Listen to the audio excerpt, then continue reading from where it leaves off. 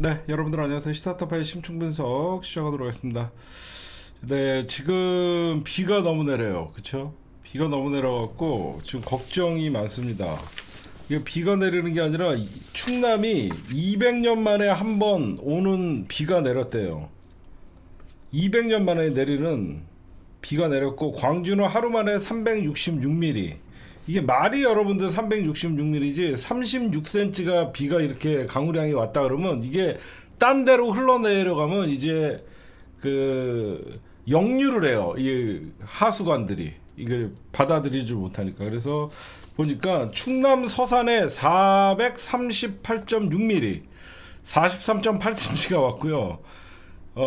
역대 최대였다고 합니다. 그 다음에 200년 만에 내린 어떤 수준의 폭우라고.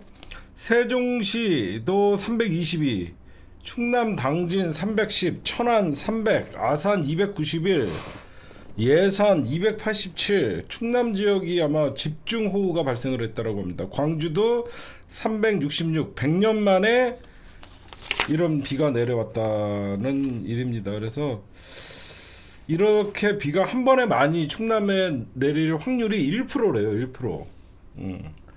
아니 1%래요. 이렇게 많이 올 수 있는 확률이 1%인데 그 1%가 어제 쏟아부은 거예요.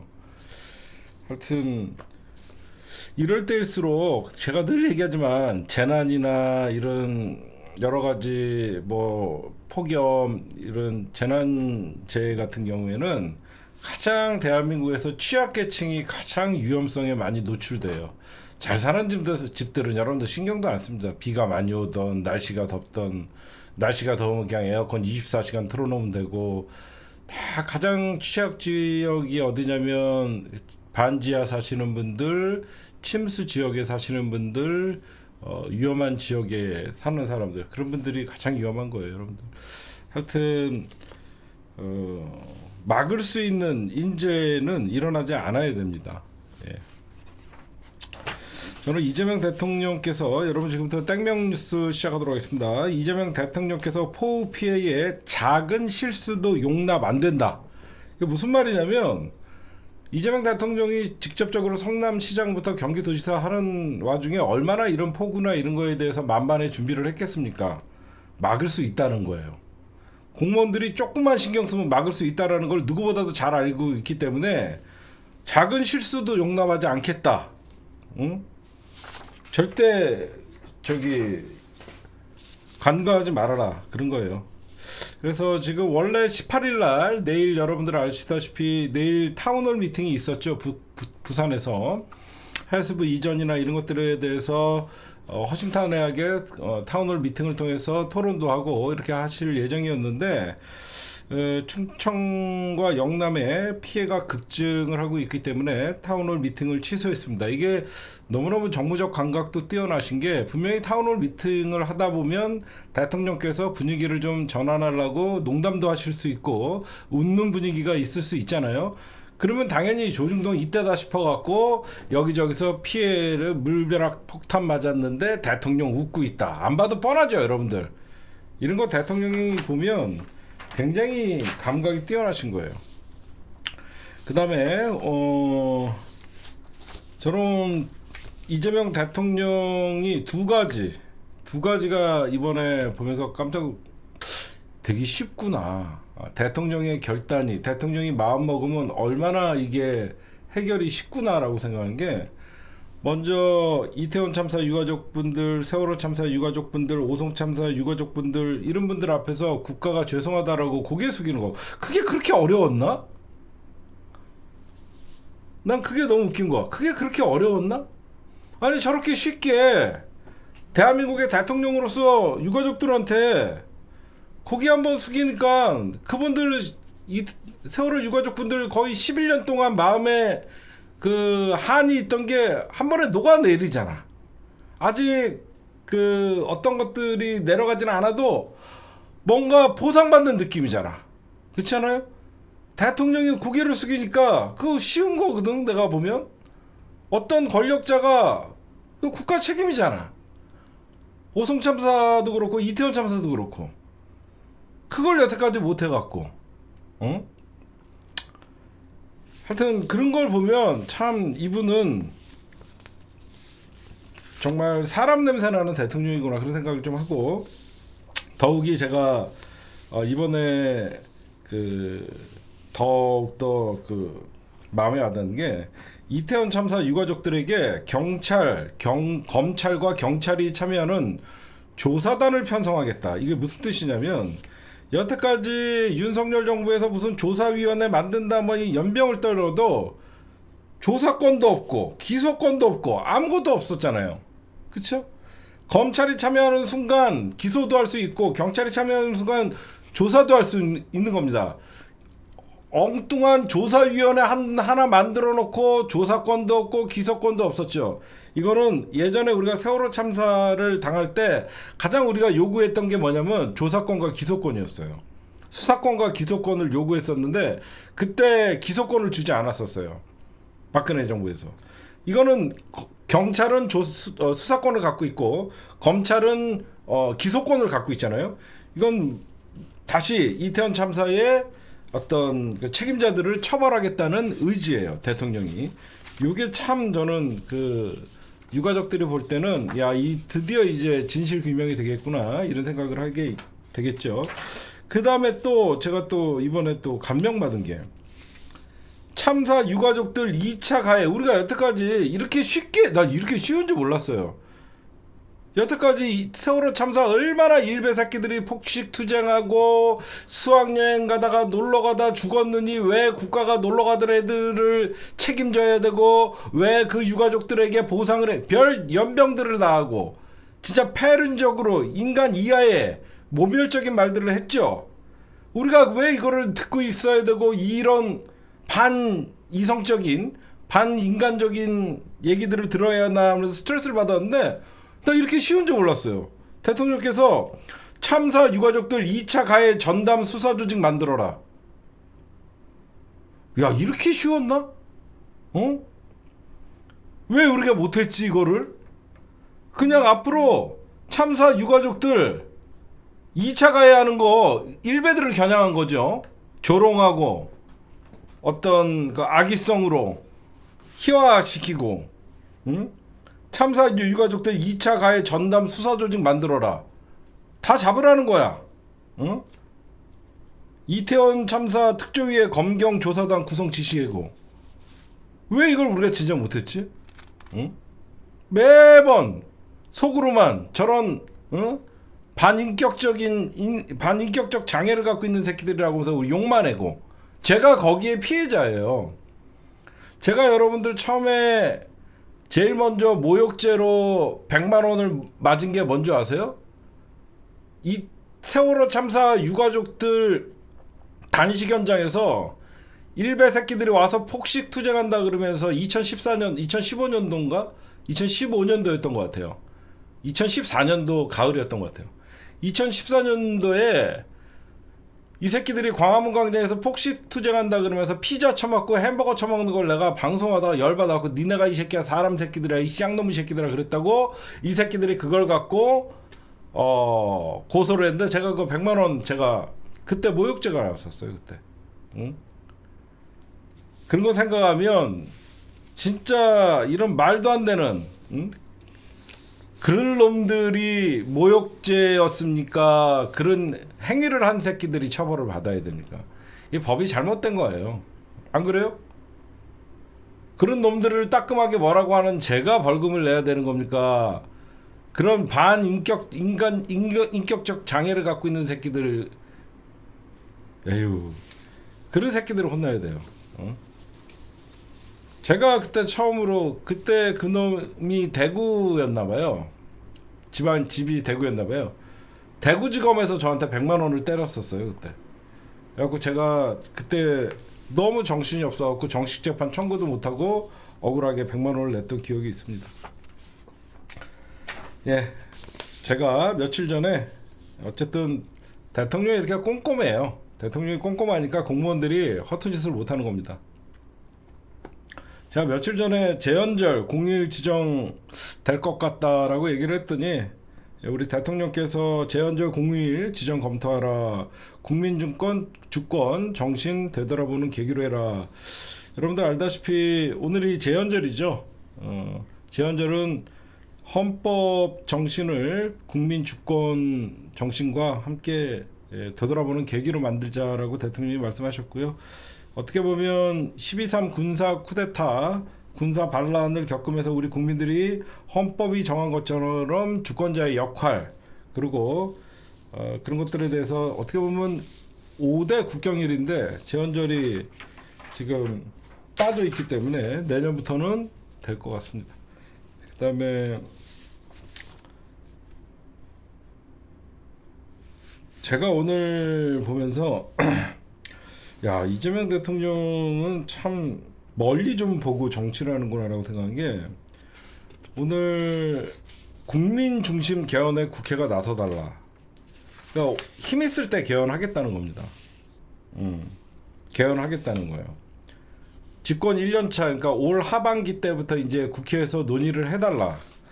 이재명 대통령께서 4년 연임제, 대선 결선 투표제, 대통령의 법률안, 그러니까 거부권 제한, 계엄 선포 시 국회 사전 통보, 검찰의 영장 청구권 독점 조항을 폐지한다는 거예요. 이제 검찰 말고도 이제 영장 청구권을 경찰에게도 주겠다는 얘기고, 감사원의 국회 이관 등을 담은 개헌을 추진하겠다고 후보 시절에 말씀하셨는데, 이거는 내년 지방선거 또는 2028년 총선을 언급했거든요. 저는 총선 모르겠어요. 하여튼 이재명 대통령이 국정 운영이나 주도권을 잡겠다는 거예요. 하반기에 특위를 구성을 우원식 의장도 의지가 있기 때문에 하반기에는 아마 개헌 특위가 만들어질 것이다. 이게 왜 그러냐면 이제 내란 특검이 여러분들 알다시피 3특검이 6개월 정도 되면 올 연말이면 끝나잖아. 그렇죠? 그것 때문에 그런 거예요. 올 연말이면 이제 3특검이 끝나고 이제 쟤네들은 기소나 이제 처벌이 되잖아요. 그러면 3특검 이후에 국정이 빠르게 이제 전환이 되면서 저쪽이 회복할 수 있는데 그때 개헌을 던지는 거죠. 개헌을 던져서 이재명 대통령께서 치고 나가는 거죠. 그래서 여러 가지 뭐 다 국민들이 필요한 개헌이에요. 예. 네. 오늘의 땡명 뉴스였습니다. 그 다음에 오늘 이상한 단신들 몇 개 좀 할게요. 이상한 단신들이 아니라 단신들 몇 개 좀 해드릴게요. 오늘 이재명 정부 들어서서 독도 방어 훈련 비공개로 실시했습니다. 윤석열 정부에서 이런 거 잘 안 하려고 하죠. 근데 독도 방어 훈련이 규모가 커지면 일본이 난리를 쳐요. 독도 방어 훈련이 여러분들 언제 가장 크게 했었냐면요. 2019년도 때 일본이 경제 도발했을 때 그때 문재인 대통령이 독도 방어 훈련을 어떻게 했냐면 UDT 해병대 막 해병대 UDT까지 동원을 해갖고 독도 방어 훈련을 했었어요. 그때 일본이 난리 났었죠. 일본은 지네 땅이라고 생각하는데 우리의 해병대와 UDT까지 독도 방어 훈련에 참여하면서 가장 규모가 크게 했었어요. 그 이후에 이제 일본이 좀 깨게 하면 우리가 조금씩 수위를 낮춰주고 그렇게 했는데 이번에는 이재명 대통령이 그냥 예전 수준대로 어떤 독도 방어 훈련을 매년 상하반기에 실시하는 정례 훈련인데 이번에 예년과 유사한 소규모로 진행을 했는데 이거는 일단 이재명 정부가 왜 시작하자마자 독도 방어 훈련을 크게 하거나 그렇게 하면 반일 감정을 고취시키고 일본과의 어떤 그 불편한 관계가 지속될 수 있기 때문에 일본이 어떻게 하냐에 따라서 이재명 정부 집권 초기이기 때문에 일본의 행동에 따라서 독도 방어 훈련뿐만 아니라 더 크게 할 수도 있다라는 메시지예요. 이재명 정부 들어서 처음 오늘 독도 방어 훈련이 실시됐었다 말씀드립니다. 그 다음에 오늘 알다시피 여러분들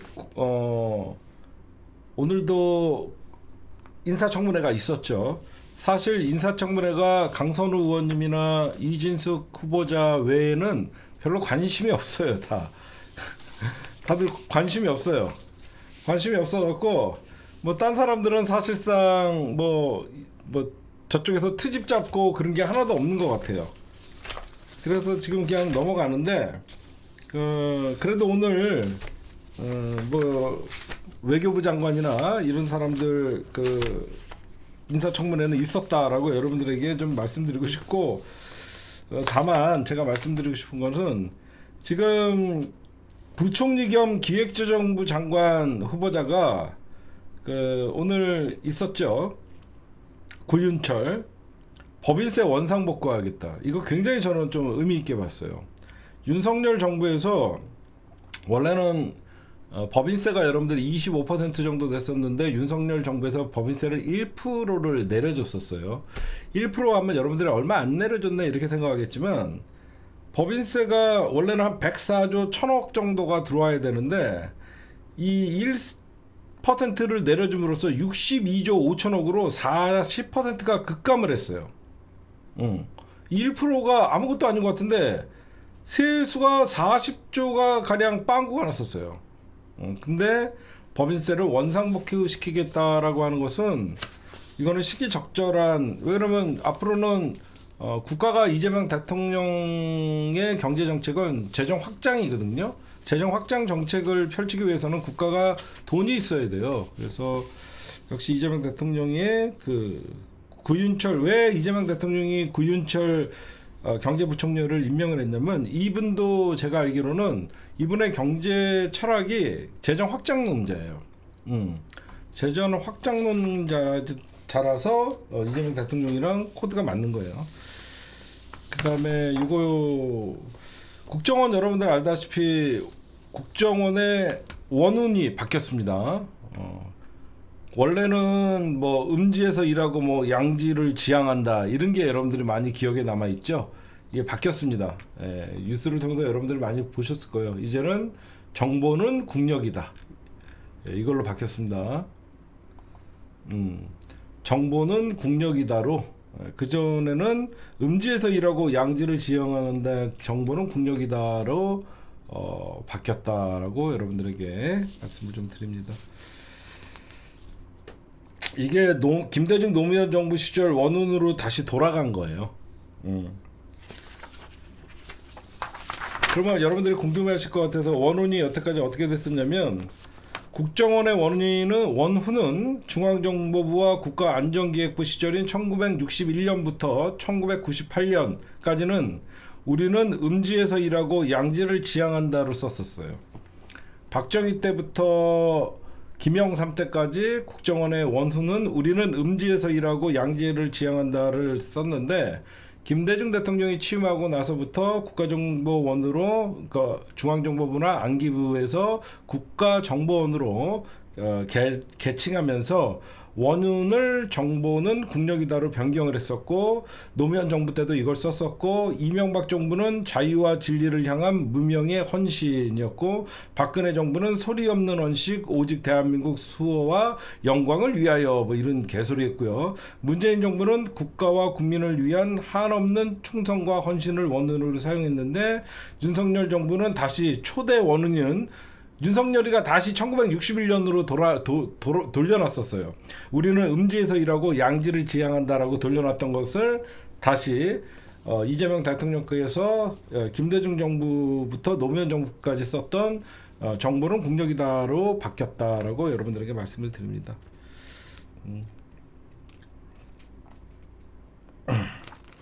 그럼 왜 갑자기 그러면 정보는 국력이다라고 썼냐?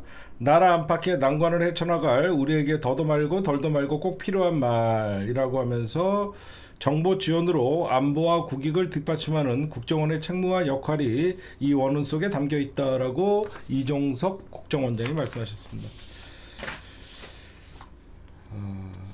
오늘 아까 제가 말씀드리려고 했는데, 오늘 인사청문회 나흘째였죠. 조현, 구윤철, 김정관 후보자들의 검증이 있었죠. 김정관은 산업통상부 장관, 그 다음에 구윤철은 경제부총리, 조현은 외교부 장관 3명의 어떤 인사청문회가 있었는데 별로 이슈가 안 됐죠. 그 다음에 빡치는 뉴스 하나 말씀드릴게요. 손준석 탄핵이 기각됐다고 합니다. 저는 기각을 예상은 했어요. 왜? 헌재를 믿지 못해요. 이유는 고발장을 작성하고 전달하는 게 인정된다. 정치적인 중립 위반도 인정된다. 다만 파면까지는 부당하다. 아니, 고발장을 작성을 해주고 그래서 전달하는 게 인정되고 정치적인 위반, 중립을 위반한 검사가 파면까지는 무리다? 그것도 전원일치로? 나는 이해를 못해요. 안 그래요? 아니, 어떻게 해야지 파면까지 되는 겁니까? 응? 아니, 진짜 이게 말이 됩니까? 여태까지 다 윤석열 빼고 다 사실 살려줬잖아요. 피청구인의 일부 직무 집행 행위가 헌법과 법률을 위반한 것이기는 하나 피청구인의 파면을 정당화하는 사유가 존재한다고 볼 수는 없다. 이게 뭐야? 아유, 나는 아니, 공무원이 검사가 정치적 중립도 위반하고 고발장 작성도 했다라는 것도 전달했다는 거 다 인정하는데 파면은 안 된다. 헌재 한계야, 한계.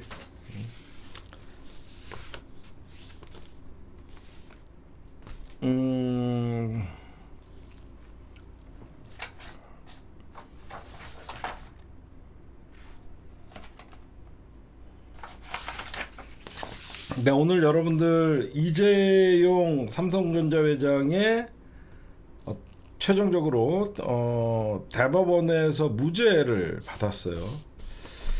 부당합병, 회계 부정 혐의에 대해서 무죄를 확정해 줬습니다. 참 할 말이 없습니다. 누가 봐도 삼성물산과 제일모직의 합병은 문제가 큰 거고, 그 국민연금까지 동원해서 삼성의 어떤 경영권 승계를 위해서 국민 세금을 낭비했고 회계를 부정했고 누가 봐도 다 아는 사실입니다. 근데 무죄를 받았어요. 근데 더 웃긴 건 뭔지 아세요? 무죄를 받았는데 밉지가 않아요. 큰일입니다. 이재용이가 밉지가 않아요. 예전같이. 이게 더 큰일이에요. 예전 같으면 이재용 구속시켜라고 난리를 쳐야 되는데 이재용이 밉지가 않아요. 왜 안 미운 줄 아세요? 이 이재용을 기소했던 검사들이 윤석열 사단이거든요. 응? 이재용을 기소했던 사단들이 한동훈이랑 윤석열 패거리 새끼들이에요. 그러면 대법원에서 이재용이가 무죄를 받음으로써 제가 보는 관점은 이재용은 분명히 유죄예요. 그런데 대법원에서 이재용을 무죄를 때려주는 바람에 여태까지 윤석열 사단이나 정치검찰 새끼들이 이제 오히려 부메랑을 맞을 차례예요. 그게 한동훈이에요. 그래서 홍준표가 정치검사들의 만행이었다라는 얘기를 하는 겁니다. 저는 이재용이가 무죄 받는 건 말도 안 된다라고 생각합니다. 개인적으로. 그런데 그 이재용을 구속시키기 위해서 난리를 쳤던 게 한동훈이랑 친윤 검사들이거든요. 이 새끼들 쌤통이라는 거예요. 이 새끼들이 더 미워요, 저는. 응? 그래서 이재용이가 무죄를 받던 유죄를 받던 그거보다 이제 대법원에서 확정됐으니까 이제 누군가는 책임을 져라. 한동훈 정치검사들 너네 책임져라. 저는 그렇게 얘기하는 거예요. 응? 누가 봐도 유죄죠. 근데 유죄를 받았는데도 화가 안 나. 만약에 정의로운 검사들이 끝까지 싸워서 이재용을 법의 심판대에 올렸다 그러면 그 검사들을 생각하면 우리가 같이 싸워줘야죠. 그 검사 새끼 이재용을 기소했던 검사 새끼들이 쿠데타 세력들이래요. 정치검찰 새끼들이 이재용을 기소했기 때문에 이재용보다 그놈들이 더 나쁜 놈들이에요. 제가 보면.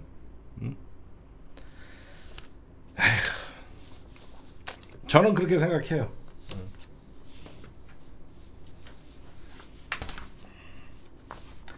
그 다음에 우리 내란수계 얘기 좀 할게요.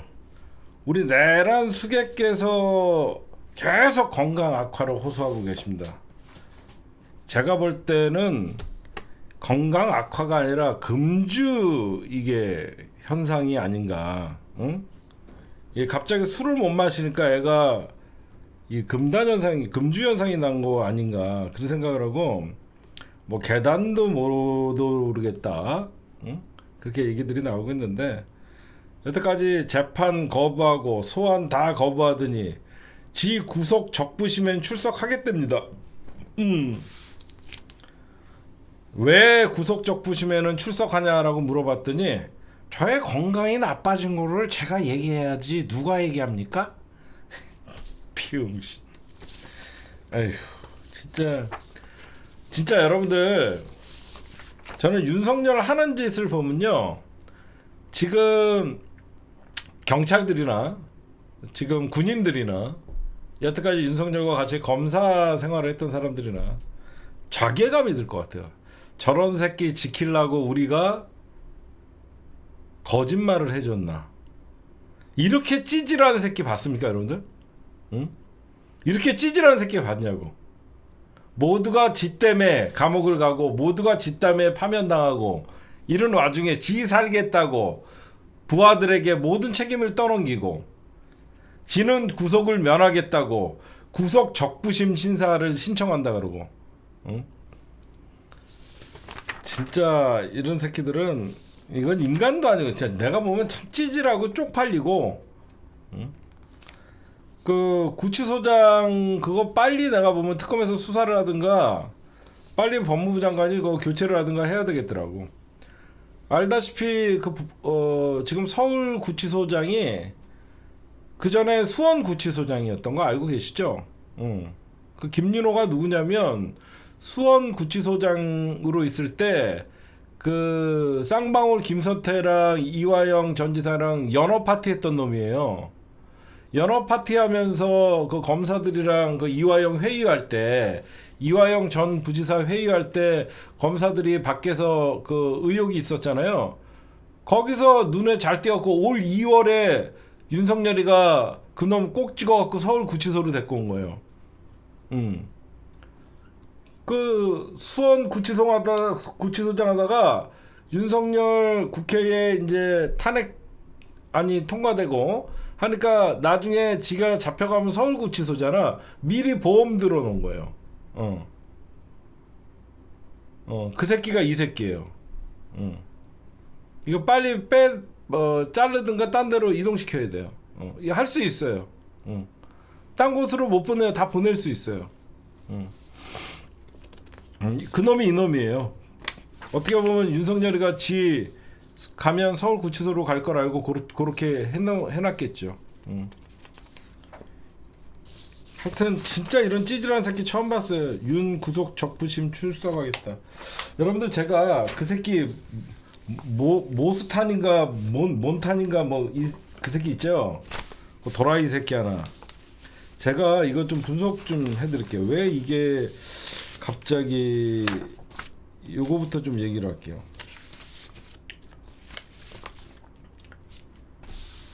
이 모스탄이가 지금 우리나라 입국했죠. 입국을 했는데 윤석열이가 모스탄한테 편지를 써요. 그렇죠?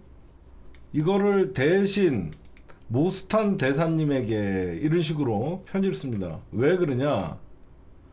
오늘 이곳 서울구치소 차록이란 것이 갑작스러운 특검에 접근 금지로 만나지 못해 아쉽다. 이걸 왜 공개를 하냐면요. 이게 진짜 찌질이의 최끝판왕입니다. 지금 극우들이 노리는 거를 제가 분석을 좀 해드릴게요. 극우들이 노리는 거가 뭐냐면 윤석열을요, 여러분들 정치 망명을 시도하는 것 같아요. 제가 이따가 좀 분석을 따로 해드리려고 했는데 지금 잠시만요. 다시 시작할게요. 왜 모스탄이 넘어왔고 갑자기 얘가 우리나라에 들어왔고 뜬금없이 이재명 대통령을 비판을 하고 부정선거를 얘기하고 중국을 얘기하고 왜 그런가 했더니 이거구나. 미국 극우들을 끌어들여서 어떻게 미국 극우들, 트럼프를 지지하는 미국 극우들과 한국 극우들을 연결을 시키려고 지금 시도를 하는 것 같아요. 미국 극우들과 한국 극우들을 연결을 시켜갖고 윤석열을 정치사범으로 만드는 거예요. 정확하죠, 그렇죠? 윤석열을 정치사범으로 몰고 가서 미국의 트럼프나 미 국무성을 끌어들여서 어떤 정치적 압력을 가하고 싶은 마음이 마지막 걔네들의 발악인 것 같아요. 왜 그러면 모스탄은 미국 트럼프 1기 행정부에서 일을 했던 사람이기 때문에 얘를 입국해서 트럼프와 연결고리를 만들어서 어떻게 해서든지 내란 수계가 아닌 이재명 정부에서 정치 핍박을 받고 있다라고 하면서 미국의 극우들과 한국의 극우들을 왜 그러냐면 지금 이제 특검이 시작됐고 이제 중도는 다 떠나갔고 윤석열이가 믿을 수 있는 것은 나머지 정광훈 세력들과 전환길 세력들과 나머지 소수 극우들밖에 남지 않았는데 이 극우들의 힘으로 갈 수 있는 게 없기 때문에 미국 트럼프 지지하는 부정선거론자들 극우들과 연결고리를 모스탄으로 삼는 것 같아요. 그래서 트럼프가 마지막 희망을 걸고 있는 게 자기가 내란 수계가 아닌 정치사범으로, 그래서 결국은 미국 망명을 시도하지 않을까, 저는 그런 생각을 합니다. 지금 얘가 그냥 이렇게 온 게 아니거든요. 이상한 그에 맞춰서 이수정이가 이런 얘기를 해요. 이수정이가 트럼프로 가는 한 가지 통로라 이거야. 이 모스탄을 통해서 한국 극우들이 트럼프를 지지하는 극우 세력들과 미국이 한국의 정치에 내정 간섭을 하려고 하는 거예요. 전직 대통령이라는 새끼가 트럼프가 자기의 문제를 다뤄줬으면 하는 거예요. 그러니까 한마디로 미국이 내정 간섭을 해달라는 겁니다. 이게 대통령이라는 새끼입니까? 일어날 수도 없고 가능하지도 않아요. 근데 너무너무 찌질한 게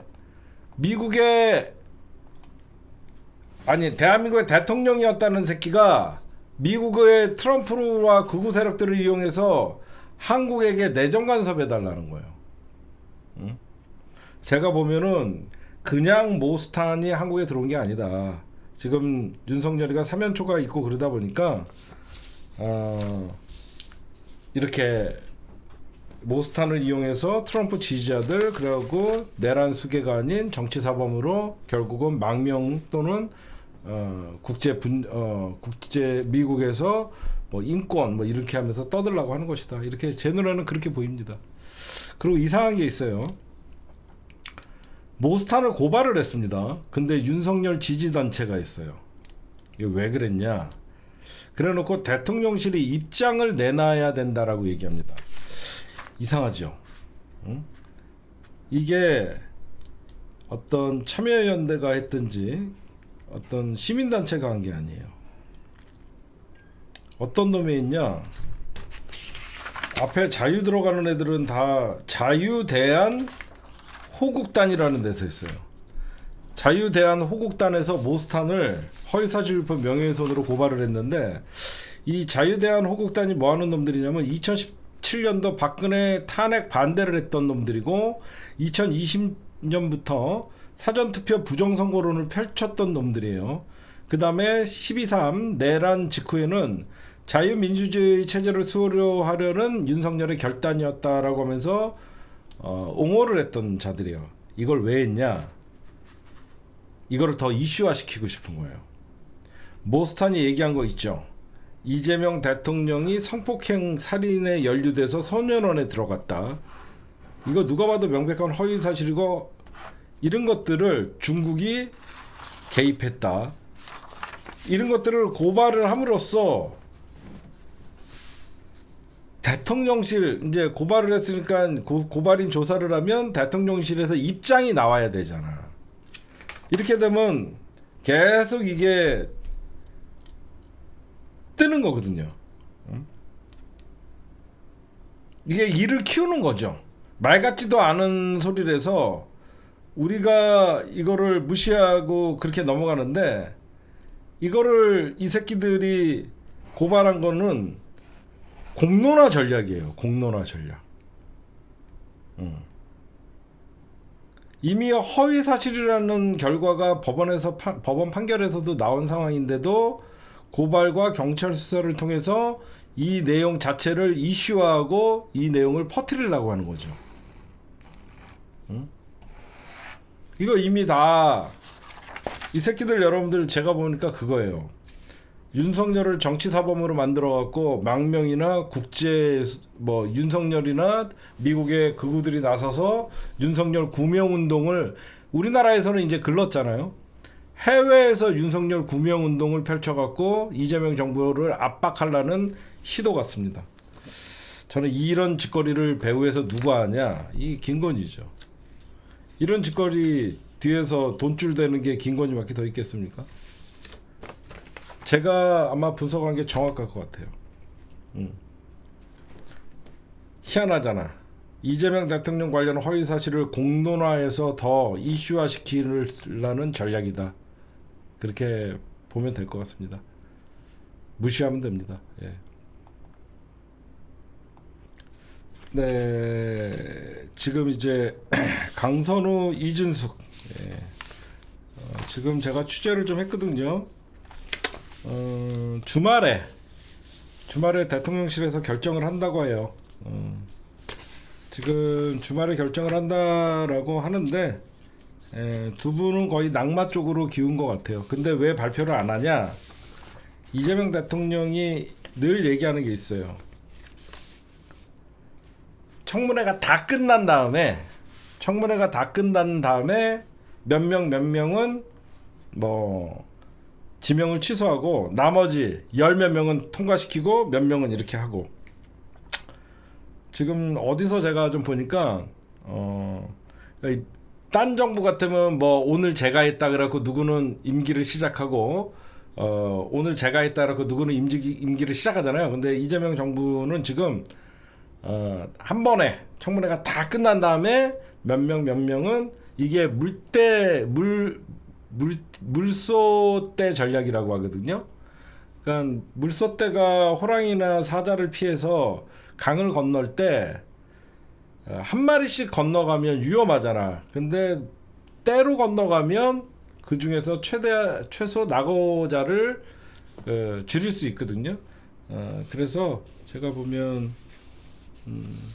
김영진 의원 누가 봐도 친명의 7인의 좌장이잖아요. 친명의 7인인데 이분도 좀 안 된다라고 얘기들이 나오는 거 보니까 좀 강선우 의원님이랑 이준수 후보는 좀 힘들 것 같아요. 제가 보면 저는 사실 이준석 후보자 청문회 보면서 생각보다 뭐 괜찮네 이런 생각을 뭐 하는 분들도 있었는 것 같은데 저 되게 실망했어요. 뭘 실망하냐면 이분이 엉뚱하게 어떤 논문 표절이나 조기 유학에 대해서만 준비를 한 거야.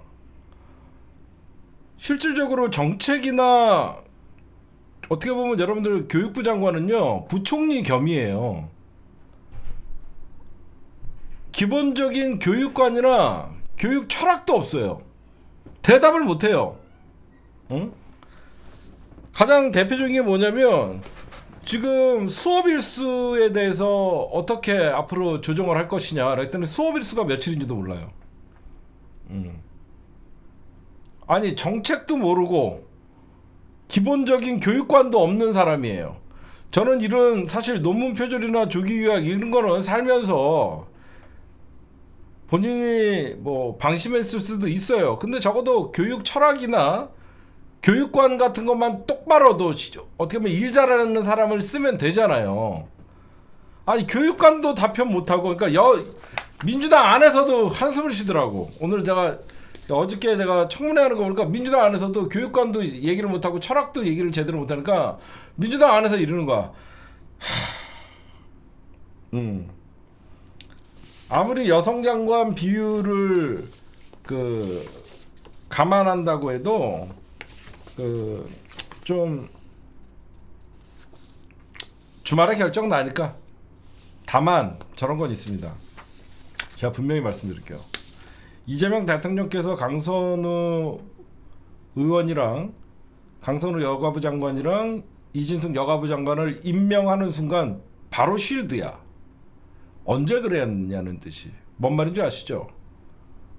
무슨 말인지 아시죠? 왜 저런 애들을 임명했냐로 싸우면 안 돼. 만약에 이재명 대통령이 임명을 하는 순간 무조건 쉴드야. 이유가 있겠지. 이렇게 가는 거야. 안 그래요? 우리가 모르는 이유가 있겠지. 그러면서 가야 돼. 우리가 무슨 내가 무슨 뭐야 그 뭐 사또도 아니고 이재명 정부를 물어뜯는 집권 초기에 그런 일이 발생하면 안 돼. 임명을 안 하면 좋지만 이재명 대통령께서 임명을 하는 순간은 우리는 무조건 전면적으로 쟤네랑 싸워야 돼. 우리 안에서 다시 물어뜯으면 안 돼. 응? 대통령이 알아서 하시겠죠. 그렇죠? 저는 그래요. 이재명 대통령께서 국민 여론도 많이 보시고 다 그러기 때문에 제가 왜 두 분이 낙마할 거라는 얘기를 하냐면 어떤 분들은 민주당 보좌진협의회를 욕을 하는 분도 있어요. 근데 민주당 보좌진협의회가 나서서 어디 가서 성명을 내거나 그런 적은 처음이에요. 그만큼 심각했다라는 거예요. 진짜로 제가 듣는 소리도 되게 많았어요. 민주당 보좌진협의회가 여러분들 여태까지 어떤 정치적으로 성명을 하거나 수박들 척결하고 그랬을 때 그런 적 없었잖아요. 응?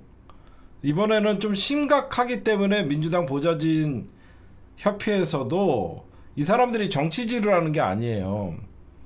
이번 기회에 사실 강선우급으로 갑질하는 정치인들 꽤 많습니다. 말을 안 해서 그러지. 인간 대우 못 받거든요. 보좌진들. 이번 기회에 저는 보좌진들의 인권도 좀 많이 개선됐으면 좋겠어요.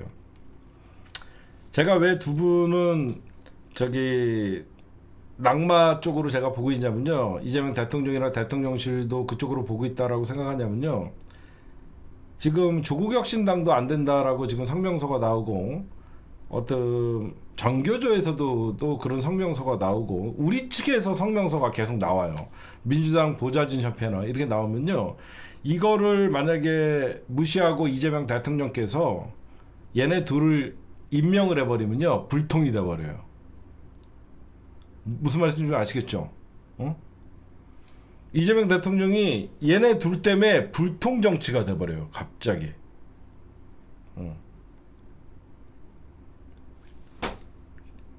그렇죠. 여러분들이 보셔도. 응?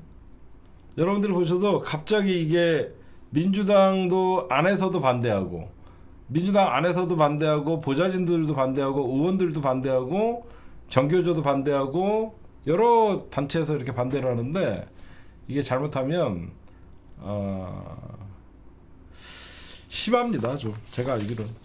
그래서 이거 이번 주 주말 다른 후보자들 인사청문회 다 끝난 다음에 줄 건 주고 지킬 건 지킬 거다라는 소식인데 제가 확답은 드리지 않을게요. 저는 어느 정도 얘기는 들었는데 확답은 드리지 않겠습니다.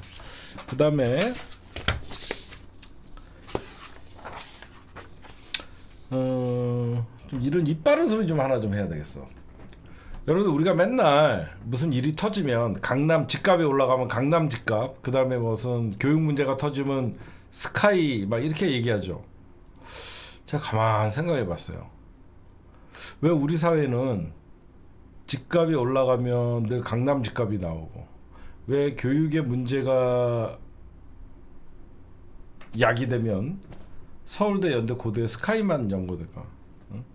집도 강남만 보고 대학도 스카이만 쳐다봐서 그래. 모든 기준이. 와, 이거 누구의 잘못이냐? 언론의 잘못이에요.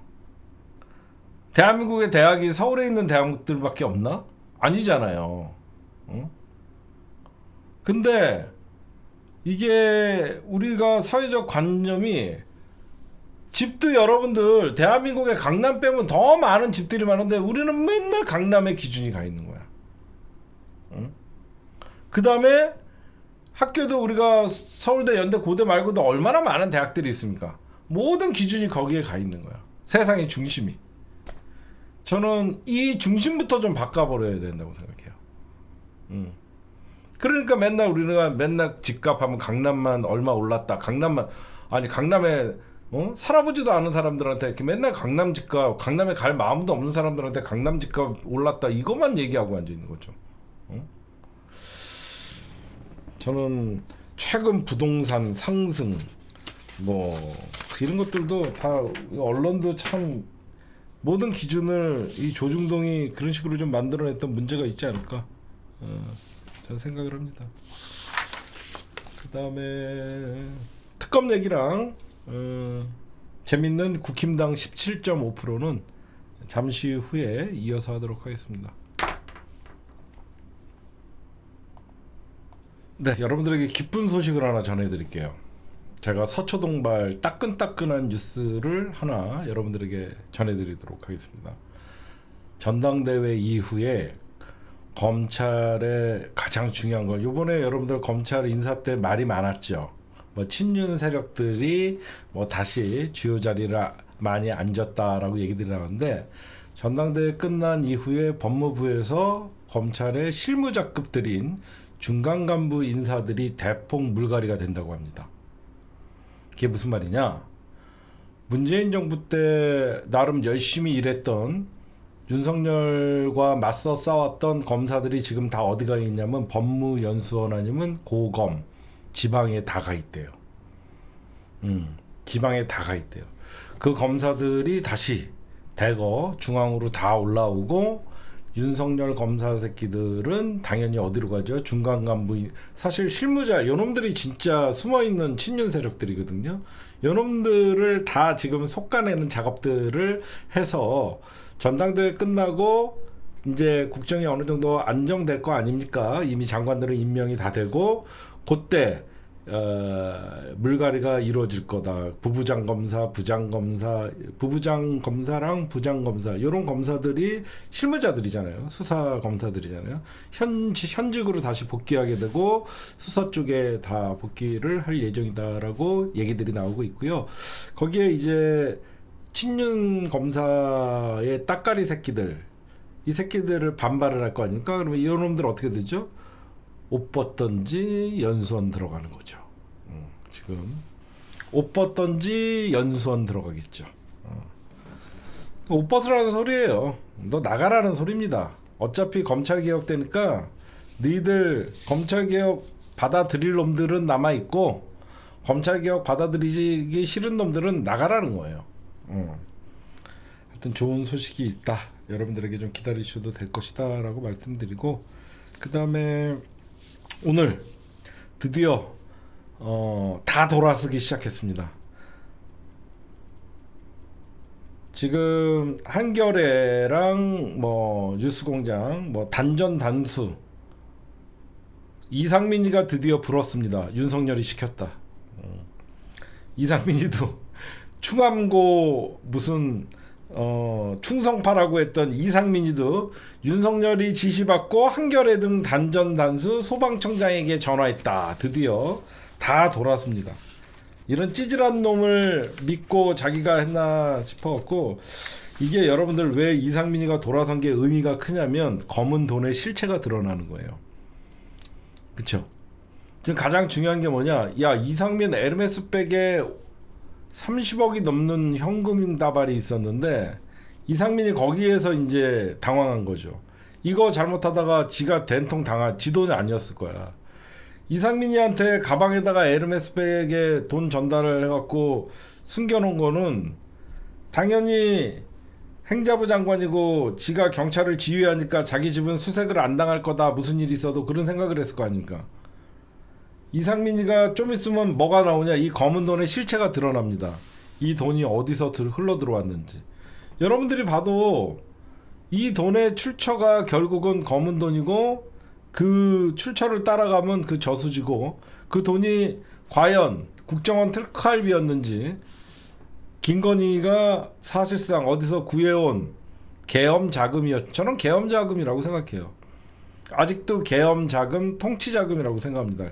계엄 이후에 통치 자금이라고 생각해서, 이상민도 느끼죠. 이미 그 돈의 출처에 대해서 걸리는 순간 죽는다는 걸. 그래서 지금 이상민이가 윤석열이 시켰다로 급 전환을 했다. 이거 내란 특검이 드디어 제대로 조지고 있다라고 여러분들이 보시면 될 것 같고, 그 다음에 검진법사 비밀의 방. 검진법사 비밀의 방 지금 나왔죠. 이 원래 검사들이, 저는 처음에 남부지검에서 여기를 그 수사했을 때 일부러 이걸 안 찾았다고 생각해요. 왜 그러냐면 검찰은요, 비밀의 방이 있다라는 거는 기존 수사의 관행이에요. 예전에 현대자동차 털 때도요, 그러니까 대기업들이나 이런, 특히 이 비밀의 방을 잘 만드는 게 대기업 재벌 총수들이에요. 회장실 가면 서재를 딱 밀면 서재 뒤에 비밀의 방이 나와서 거기 현금과 CD 국채와 금괴가 달러와 엔화와 이런 것들이 어마어마 있는 거거든요. 예전에 수사 방법이에요. 예전에 2006년도에 그 당시에 대검찰청 중앙수사부 검사 20명이 그 당시에 현대 사옥을 갑니다. 현대차 비자금 수사하러. 그때 50억 원이 넘는 현금과 달러를 전부 압수수색을 해요. 압수를 해요. 양도성 예금 CD랑. 그것도 다 비밀 공간에서 잡은 거예요. 그것뿐만 아니라 CJ그룹도 그랬고, 여태까지 그런 다 롯데, CJ, 여태까지 다 비자금, 여러분들이 막 대기업 비자금 걸렸다. 그게 그냥 말로만 대기업 비자금이 걸린 게 아니라 직접 압수수색을 갖다가 비밀 금고를 다 찾아낸 거예요. 건진법사가 역삼동 법당 내부에 2개의 비밀 공간이 있었는데, 서울 남부지검에서 이때 이 비밀 공간을 수사를 안 한 거예요. 응? 근데 이번에 특검에서 이 비밀 공간을 덮친 겁니다. 응? 여러분들에게 말씀드릴게요. 건진법사 전성배가 비밀 공간이 여기에 하나만 있었을까? 응? 다른 비밀의 방도 있다고 지금 얘기가 나오고 있어요. 이미 특검은 전 씨의 비밀의 방을 이미 압수를 해서 그 안에 뭐가 있는지 분석을 하고 있다라는 얘기들이 나와요. 생각해보세요. 건진법사라는 놈이 역삼동에 어마어마한 단독주택을 가지고 있고, 거기에 비밀의 방을 만들고, 여러분들 비밀의 방은 뭐죠? 음흉한 돈이에요. 음흉한 돈. 떳떳하지 못한 돈을 비밀리에 남들이 못 알아보게 걸리지 않게끔 숨겨놓은 거죠. 정상적인 돈이면 은행에다가 넣죠. 이거는 다 건진법사 이런 애들은 결국은 김건희 이런 애들에게 통일교에서 6천만 원의 명품 다이아 목걸이만 받았을까요? 이 목걸이 없어졌잖아요. 비밀의 방은 2개가 존재한다고 합니다. 그 2개를 김건희 특검은 이 2개를 찾았다고 합니다. 근데 압수물에 대해서는 얘기 안 하죠. 그 다음에 내란 특검 얘기 좀 할게요. 지금 내란 특검과 최혜병 특검에 누구를 집중할까? 처음에는 임성근 사단장을 집중을 했고, 지금 내란 특검과 최혜병 특검이 공통적으로 지금 누구를 조지고 있냐면 조태용 전 국정원장을 조지고 있습니다. 대박이에요. 왜 그러냐면 내란 특검과 최혜병 특검 두 특검의 키맨이 조태용이에요. 그 이유가 뭐냐면 최혜병 사건이 터졌을 때 조태용이가 바로 국가안보실장이었어요. 국가안보실장이어서 그 당시에 윤석열이가 경로했다라고 했던 그 회의에 끝까지 남아있던 놈이에요. 그래서 최혜병 특검이 조태용을 지금 털고 있는 거고, 그 다음에 내란 특검이 조태용 전 국정원장을 지금 압수수색을 하고 지금 탈탈 터는 이유는 그 당시에 홍장원 국정원 제1차장이 나와서 제대로 국회에서 얘기를 했죠. 대통령이 저에게 그런 걸 시켰습니다. 이게 진짠가? 아니 내가 무엇을 들었든가? 뭐 이렇게 얘기를 했잖아요. 그래서 그게 세상에 홍장원 1차장의 발언이 공개가 되자마자 조태용이가 경호처에다가 전화를 해서 빨리 비화폰 삭제해라 라고 지시를 했다는 증거가 나왔습니다. 그러니까 누군가 로그아웃 시켰다라고 했잖아. 홍장원 1차장과 윤석열이가 통화한 내용에 이 비화폰 기록을 삭제하려고 누군가가 원격으로 홍장원의 로그 기록을 삭제를 한 거야. 그게 바로 조태용 국정원장이라는 거죠. 제대로 잡은 거죠. 그래서 지금 비화폰 삭제를 지시했다는 의혹이 강하게 들어서 지금 원격의 그대로 홍장원이가 그랬잖아. 제가 통화한 다음에는 제 어떤 비화폰의 기록은 로그아웃이 돼 있었습니다. 어디에서 그랬는지는 모르겠습니다. 알 수 있는 건 어디? 국정원. 누구? 조태용.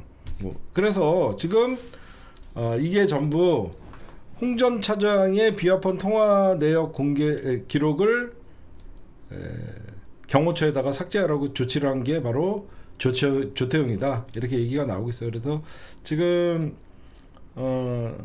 조태용의 자택도 압수수색을 하고 지금 다 여러분들 왜 그거 얘기해 줄게.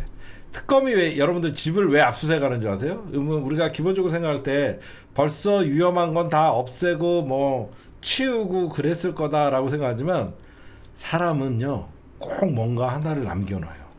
희한하게 사람들은 다 치우고 어디다가 갖다 버렸을 거라고 생각하지만 털면 꼭 하나씩 나와요.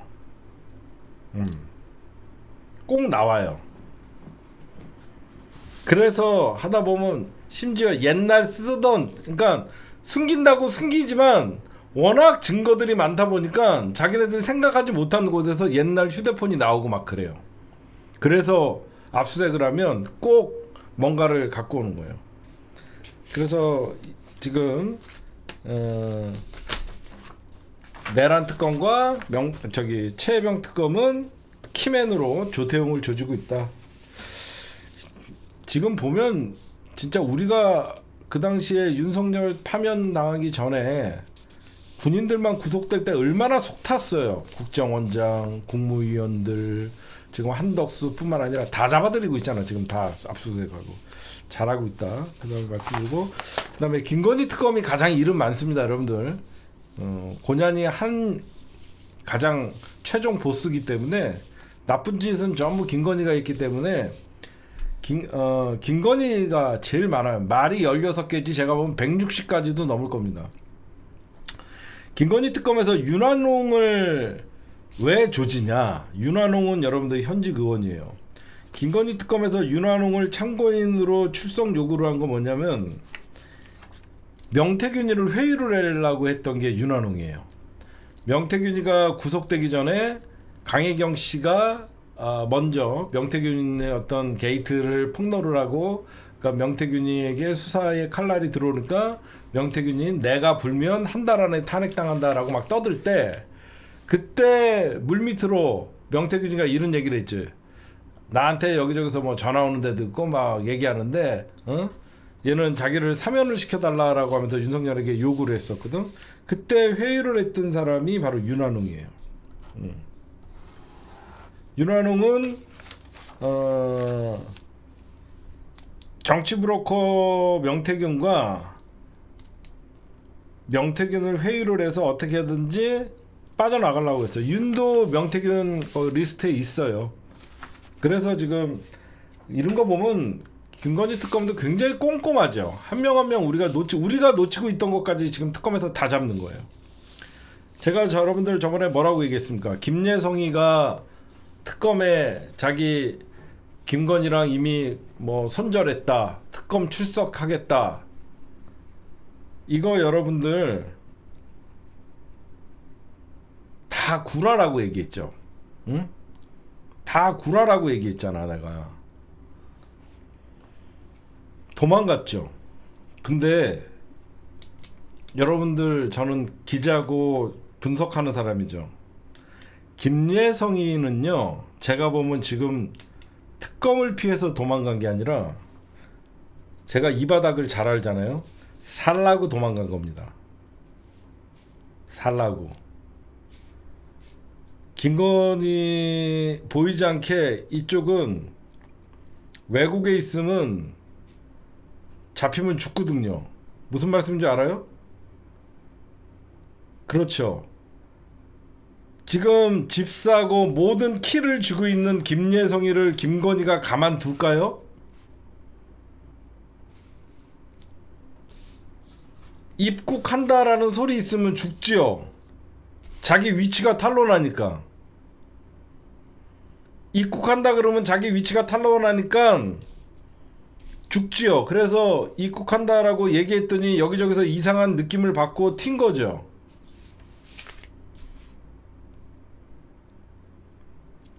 잡히더라도 검찰에 잡히는 게 낫지 김건희한테 잡히면 안 되잖아요. 제 말은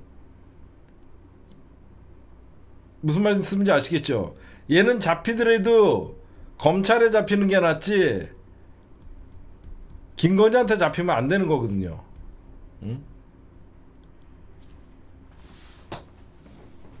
제가 보면 그래요.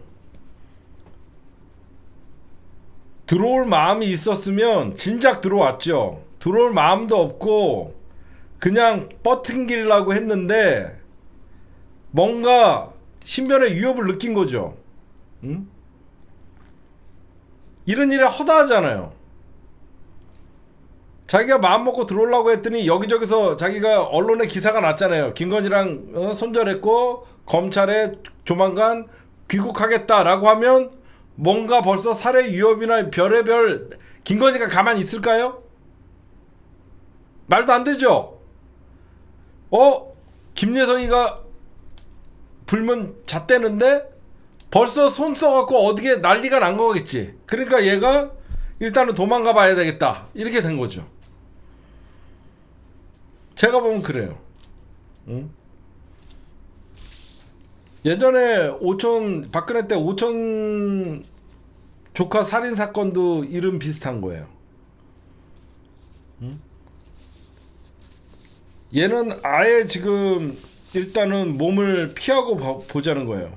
그래서 지금 인터폴에 수배가 됐고, 이 집사 게이트, 제가 김예성이를 의인화시키는 게 아니라 김예성 자체가 검찰을 속이려고 들어온다 그래 놓고 도망 준비를 했던 것이고, 그 김건희를 위해서 도망간 게 아니라 지를 위해서. 이런 경우에 여러분들 생각해 보세요. 여러분들이 김건희야. 응? 여러분들이 김건희야. 여러분들이 얼마 전까지 모든 권력을 쥐고 있고 돈줄을 쥐고 있었어. 근데 제가 불면 나는 끝장나. 그럼 어떻게? 죽이는 거야. 안 그래요? 제가 불면 내가 끝장나면 어떻게? 힘 있는 자가 돈을 써서라도, 해외에선 여러분 동남아에서 사람 하나 죽여달라는 거 돈 얼마 안 들어요. 그러니까 일단은 쟤는 제3국으로 어딘가로 튀긴 것 같고, 그 다음에 이제 특검 수사관들이나 어디 진짜로 얘가 이제 특검에 협조할 마음이 있으면 이메일을 보내든가 어떤 식으로 하겠죠. 그러면 특검에서는 조용히 하겠죠. 조용히 가서 데리고 오겠죠. 얘는 지금 특검에도 쫓기는 거, 특검보다는 김건희 측이 더 무서울 거예요. 제가 보면. 저는 그렇게 봐요. 어디에서 잡혔다 그러면 경찰보다 이상한 놈들이 먼저 도착해서 그 자리를 죽이잖아요. 우리 영화 많이 보잖아. 자백하고 싶어도 먼저 암살조가 와갖고 죽여놓고 경찰이 갔더니 이미 죽어 있었고. 여러분들 그 영화 많이 봤죠? 제 말 이해가 가시죠?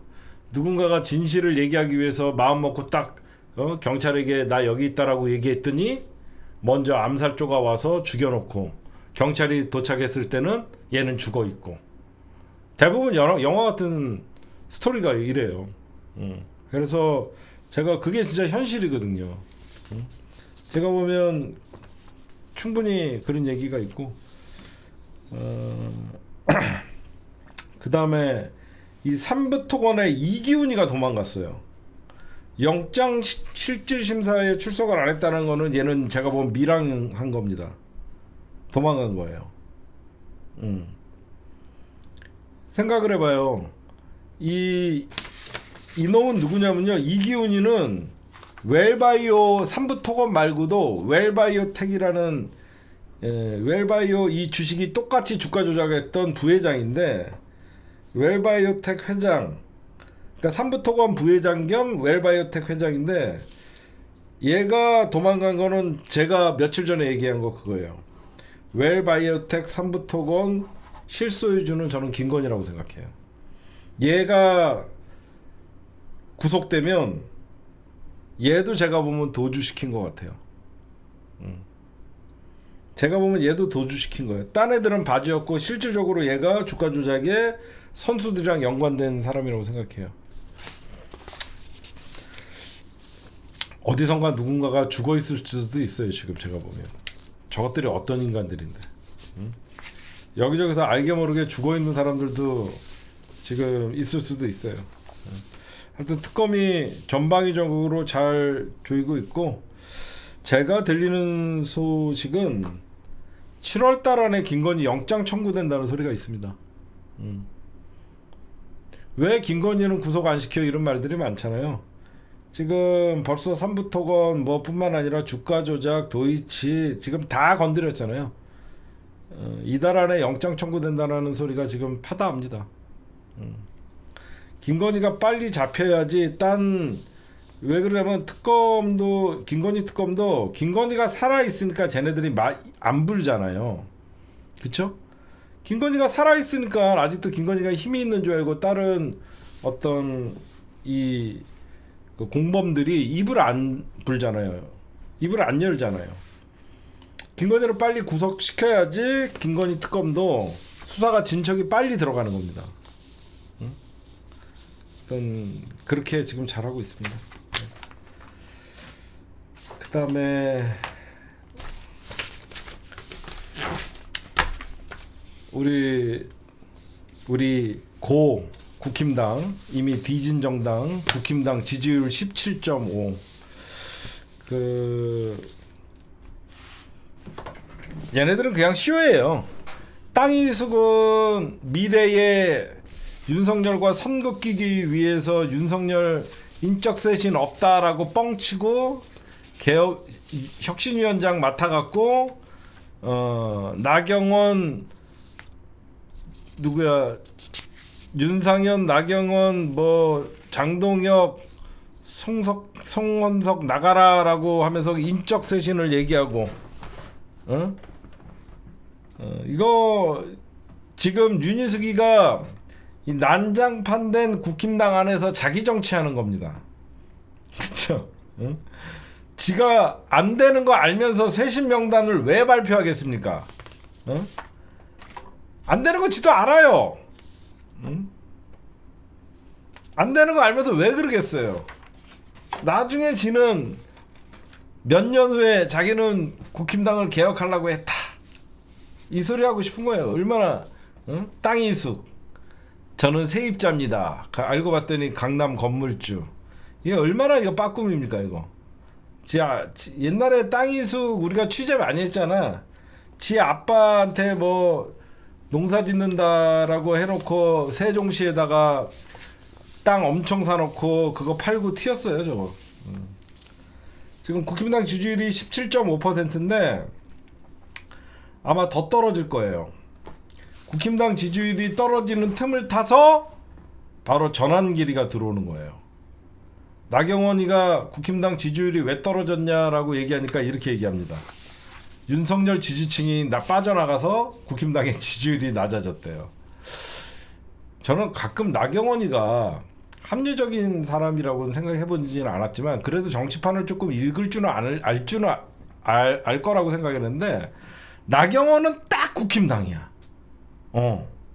딱 나베라고 누가 지었는지 몰라도 나경원은 딱 국힘당이야. 누가 봐도 극우랑 단절 못하고 중도층이 이탈해서 국힘당의 지지율이 떨어졌다라고 하는 거는 웬만한 사람들은 일반 사람들도 다 아는데 윤석열 지지층들이 빠져나가서 윤석열이 탈당해서 국힘당의 지지층이 꼬라박았다. 지금 윤희숙은 비대위 회의 들어가서 자기 다구리 당했다라는 얘기를 쓰고 나경원과 친윤 세력은 무차별 총질하고 앉아 있고 그 사이에 전환길은 기습 입당을 하고 그냥 아수라장이에요. 그러면 전환길은 왜 들어왔냐? 전환길이 들어왔는데 친윤 지도부가 한다는 말이 막을 제도가 없다. 말 같지도 않은 소리죠.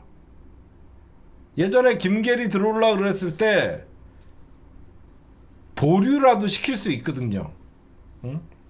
말도 안 됩니다 이거.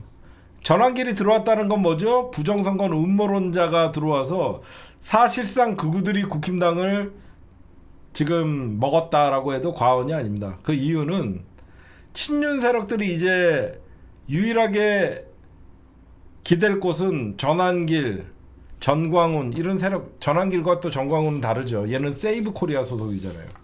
지금 그렇게 되고 여기에 이제 전환길이 들어옴으로써 모스탄 이쪽으로 해갖고 국힘당이 여러분들 지금 왜 전환길을 입당을 부러워하지 않냐면 전환길이가 10만 명 자기가 부대를 갖고 있다라고 얘기를 해서 그래요. 혹시나 전환길이가 들어오면 지지율이 올라가고 친윤 세력들이 지금 친윤 패족됐잖아요. 쉽게 얘기해 줄게. 내년 지방선거에서 친윤이 지휘하기 위해서 전환길을 데리고 온 거예요.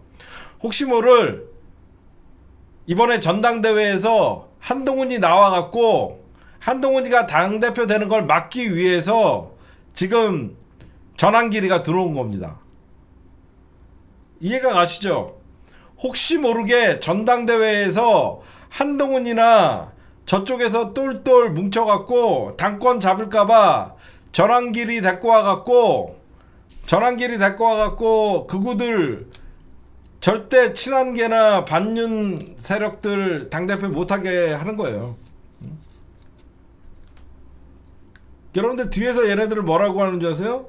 친윤 세력들 국힘당 시도당 위원장 있죠. 뭐 서울시도당 위원장, 경기도당 위원장, 어디 도당 위원장 다 친윤 세력이 다 먹었습니다. 지금 서울에서 서울도당 위원장은 서울시당 위원장은 누구랑 붙었냐면 친윤의 조정훈이랑 친한의 배현진 지네끼리 붙었어요. 지금 다 먹는 거예요. 얘네들 봐요. 계엄 잘못됐다. 계엄 옹호하고 탄핵 잘못됐다. 반대했던 전환길.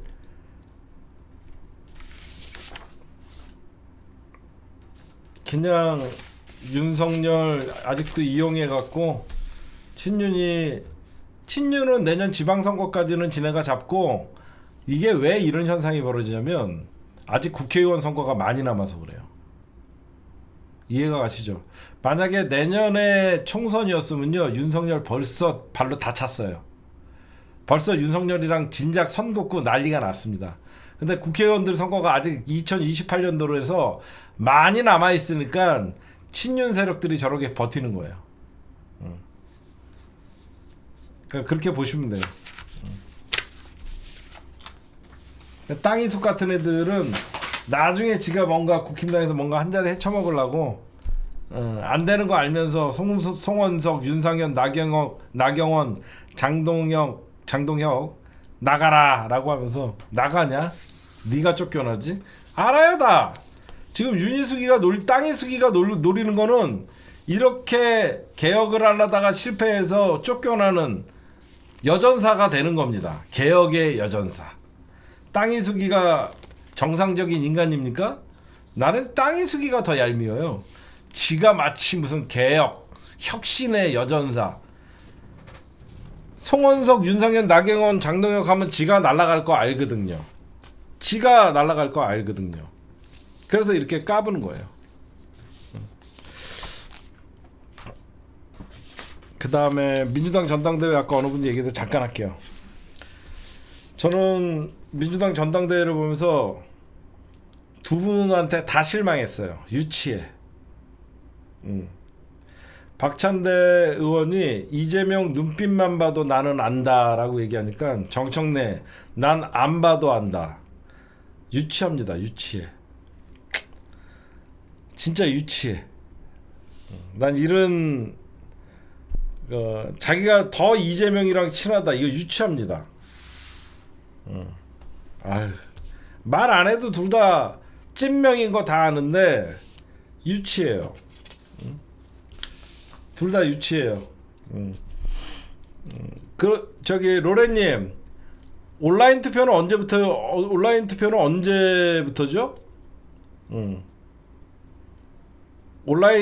언제부터요? 저는 그래갖고 이번 전당대회 관심도 없어요. 부산 경남은 오늘 온라인 투표가 끝났어요. 온라인 투표 여러분들 잘 하십시오. 이미 시작됐어요. 충청 영남 벌써 시작했어요. 그것 좀 일정 좀 한번 올려주세요. 우리 시청자분들에게 온라인 투표 그 시간 좀 알려드리게. 당대표 투표 중 본인 지역별 투표 일정 잘 챙겨보시고 투표하세요. 그 한번 일정 좀 올려주세요. 온라인 투표 일정 조금 있다가. 그 다음에 여기 있구나. 요거 제가 고정해 놓을게요. 여러분들 잘 좀 보시고요.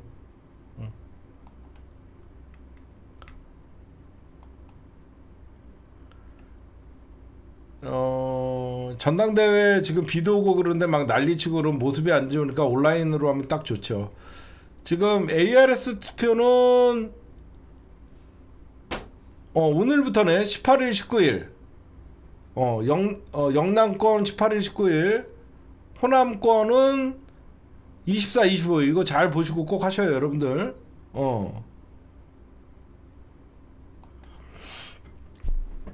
그 다음에 국민의힘 정당 예산을 정청래 의원님이 말씀을 하셨는데 이거는 군불 떼는 건 좋아요. 군불 떼는 건 좋은데 지금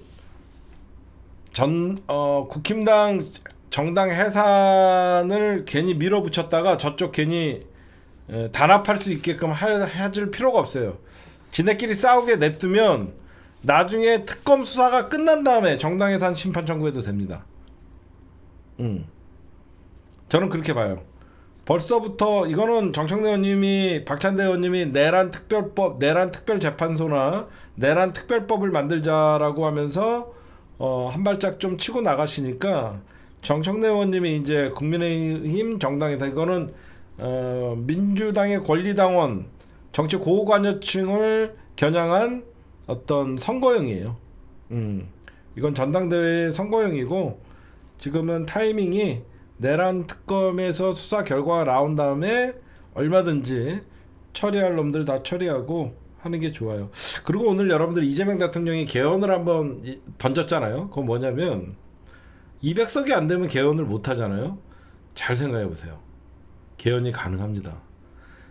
이 조은석 특검이나 김건희 특검이나 내란 특검이나 최혜병 특검이 다 통과되면 최하 국힘당 의원들 10명은 날아갈 거예요. 제가 보면 내란에 엮여있는 의원들 최하 10명은 넘어요. 그러면 분모가 줄어들면 민주당과 조국혁신당의 힘으로 3분의 2가 됩니다. 그렇죠? 그러면 얼마든지, 그래서 이재명 대통령이 내란 특검이 끝나면 국힘당 내란 혐의자들 추경호 외에 얼마나 많은 인간들이 내란에 지금 엮여 있습니까? 명태균 특검만 해도 국힘당 의원들 내가 볼 때는 한 대여섯 명은 날라가고, 최소 내란 특검으로 10대 명 날라가고, 그러면 190석기 3분의 2가 넘어요. 그래서 제가 보면 우리가 늘 생각하는 200석이 마지노선이 아니라 190석만 갖고 있어도 3분의 2가 되는 순간이 오기 때문에 이재명 대통령이 국회에서 논의해 달라. 그 뜻은 나중에 국힘당이 없어질 수 있다는 전제가 깔려 있는 것 같아요. 제가 보면. 저한테도 문자 많이 와요. 그러려니 합니다. 민주당을 오랫동안 사랑하신 분들은 그 정청래가 그간 어떻게 민주당을 지켰는지 다 알아요. 2016년에 정치에 등장한 박찬대 의원님도 열심히 하셨지만 2016년 이전에 얼마나 많은 사건이 있었습니까? 안 그래요? 얼마나 많은 사건이 있었어요. 세월호 참사, 그 당시에 박근혜 정부 얼마나 많이 있었습니까? 하여튼 저는 선거가 너무 과열되는 것도 마음이 아프지만 새로운 신종 똥파리들이 이제 민주당에서 자기네가 찐명이고 우리가 이재명을 지킨다 이런 위험한 현상이 나타나는 거, 그게 가장 우려스러워요. 문재인 정부 초기에 문파라고 하는 인간들이 나타나면서 민주당 내부를 갈라치겠죠. 지금 그거랑 똑같은 겁니다. 그게 똑같은 거예요. 지금 이재명 정부 초기에 자기네가 찐명이고 이재명 지킨다고 하는 새끼들이 지금 가장 위험한 똥파리들이에요. 신종 똥파리들이 다시 나온 거예요. 여러분들은 그렇게 할 필요 없습니다. 왜? 쌍총수가 존재하는 이상 그런 애들은 세 발의 피해예요. 너무 걱정하지 마시고 우리는 집권 초기에 할 수 있는 개혁들, 그리고 우리의 영원한 적은 국힘당과 저 대한민국 수구 세력들이에요. 걔네들과 싸워야 됩니다. 오늘 방송 녹화는 여기까지만 할게요.